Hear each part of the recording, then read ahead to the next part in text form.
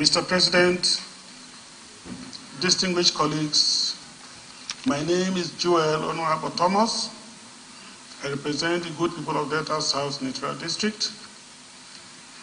Mr. President, I rise to second the motion ably presented by my colleague, distinguished Senator Adiola Olamilekan. Mr. President, having seconded the motion, I want to crave your indulgence to make my contributions. Thank you, Mr. President, and distinguished colleagues.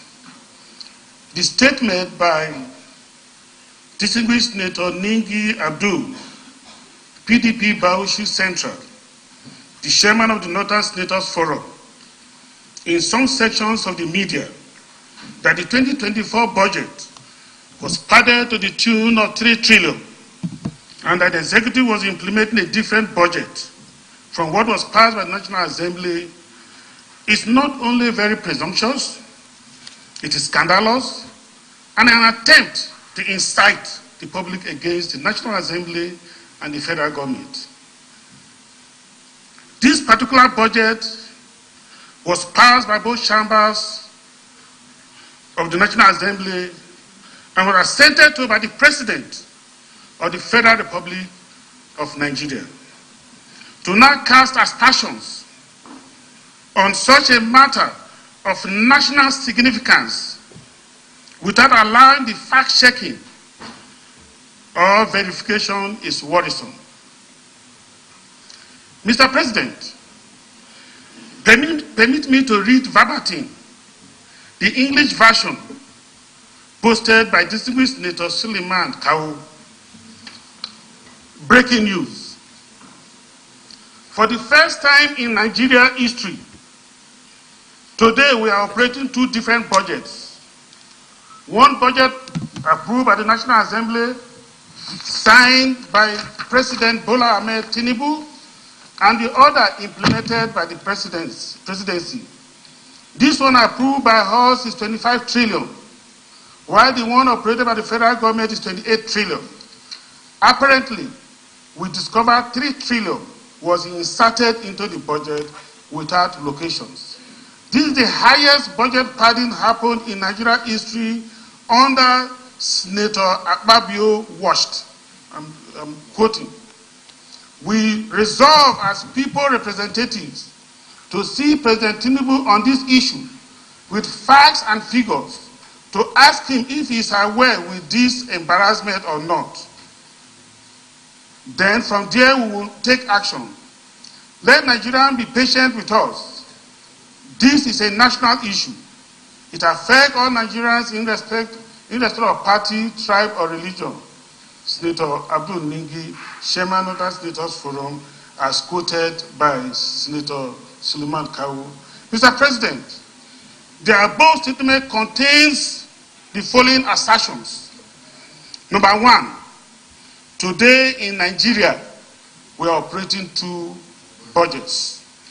Two, the one approved by the National Assembly is 25 trillion, while the one operated by the President is 28 trillion. I'm a member of the Appropriation Committee, I'm a member of this Senate, and it is in this Senate that we sat and considered the 2024 appropriation bill and passed it. And what we passed was not 25 trillion, but was 28 trillion. The third point there is that we discovered 3 trillion was inserted into the budget without locations. 4, this is the highest budget padding in Nigerian history under Senator Akpabio. 5th, let Nigerians be patient with us. Mr. President, as a senator of the Federal Republic of Nigeria, and as a global citizen with global credentials, allowing me to practice as an accountant and tax professional anywhere in the world, I want to say these assertions must be promptly investigated and decisive actions taken to save the integrity of the Senate and my integrity.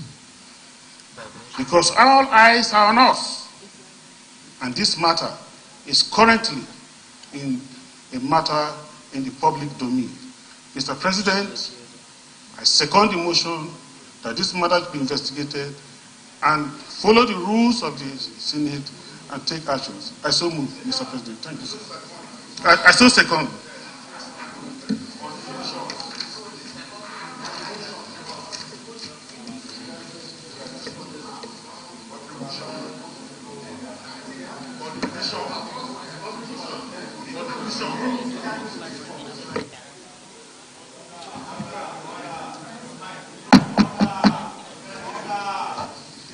Distinguished colleagues, for me, I think this is a very straightforward matter.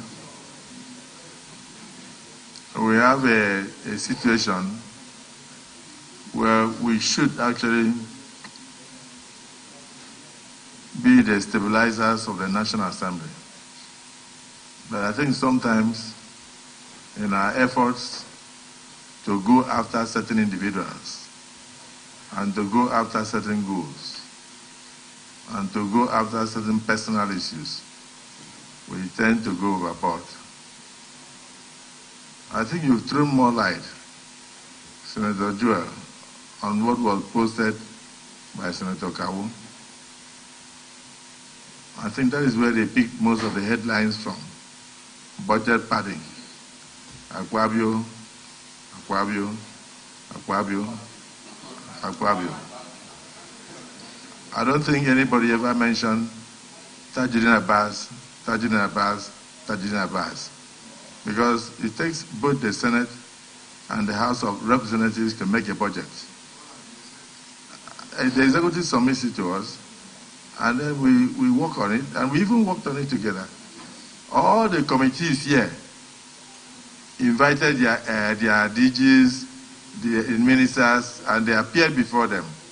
All their MDs, you appear before them before you finally, when in fact to speed up the process, we made sure that we had a joint meeting of the House of Representatives and the Senate when you were meeting with the heads of your various agencies and ministries before finally going to defend your proposals before the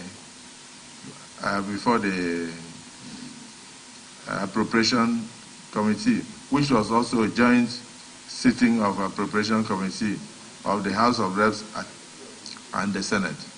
So I think what is out there from the United States of America to Canada, to this, to that, as a result of the issue generated. In fact, I've even seen a response from the presidency attempting to even defend the Senate, that in their assessment, there was no budget padding by the Senate. But I've seen Premium Times also reporting that this is the highest budget padding in the history of Nigeria since 1960. That, yes. So, it's not for me, it's for you to discuss. I want to state clearly that I am an unbiased umpire. I have no voice, I have no say. The decision is yours. Distinguished Senator Olarere, point of order will be taken, but let's finish this because we are on a point of order. Huh? I will take it. I've already recognized Senator Olarere. You are not hearing what I'm saying. I have heard your point of order. It will be taken. Senator Olarere, say what you want to say. Thank you very much, Mr. President. Just a clarification. My name is Olalere Kamorudin Oyewumi. I represent Osun West Central District, and by the grace of God and the support of my people, the Deputy Minority Leader of the Senate. Sir, it will be very important to make a clarification at this point, because this matter and all the allegations are already in the public domain. And questions are being asked from time to time since 2 days ago when this thing came out. In paragraph 4 or 5, there was a whole paragraph defaulted to the selection of the minority leadership has been imposed. I found that very disturbing. Imposed by who? I was fortunate to be among the first set and the second set. The truth is that nobody imposed us, and our colleagues know that we are not imposed. Wait, don't you see it here? Wait, let me finish. It is there. It is there. Let me finish. It is there. Both the first one and the second one, our people signed for us. In the first attempt, 36 senators signed for the three of us. And when the two of them were removed, individually, the present minority leader was signed for personally, and he has 42 votes. So, thank you. It's very, very important so that the world will know that we are not imposed. We are elected by our people through their signature, and that's why we are announced to represent our people. Thank you very much, Mr. President. Let me say that the distinguished colleagues, what Senator Olarere just pointed out also arises from the discussions here. He feels that his own personal privilege has been breached, and that he was elected by his people, one as a senator, and two elected by majority of the members of the opposition, and it was not imposed. So your observation and your submissions are sustained. Senator Alero. Point of order, Mr. President. I come under constitutional point of order. 36.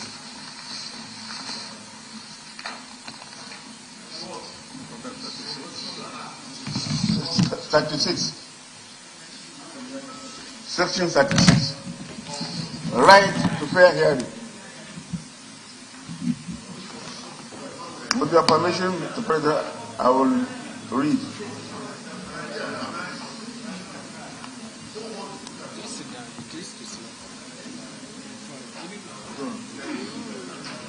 Let me go straight forward and read 2A, section 36, 2A. Provides upon, okay.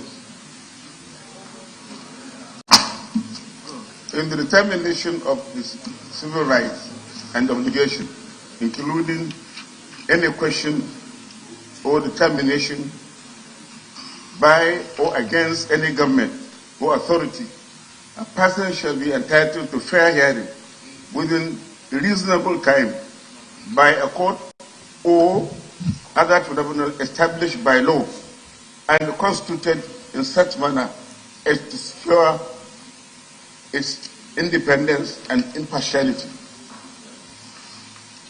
Provides, I will section 2A, not waste our time.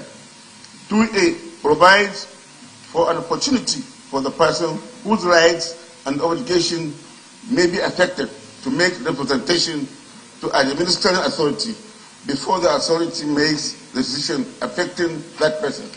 Mr. President, I come under this order because fair hearing is a fundamental human right enshrined in our Constitution.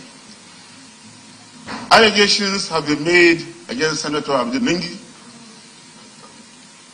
I think it's only fair for us to give him time or to give him chance to defend himself before this august body.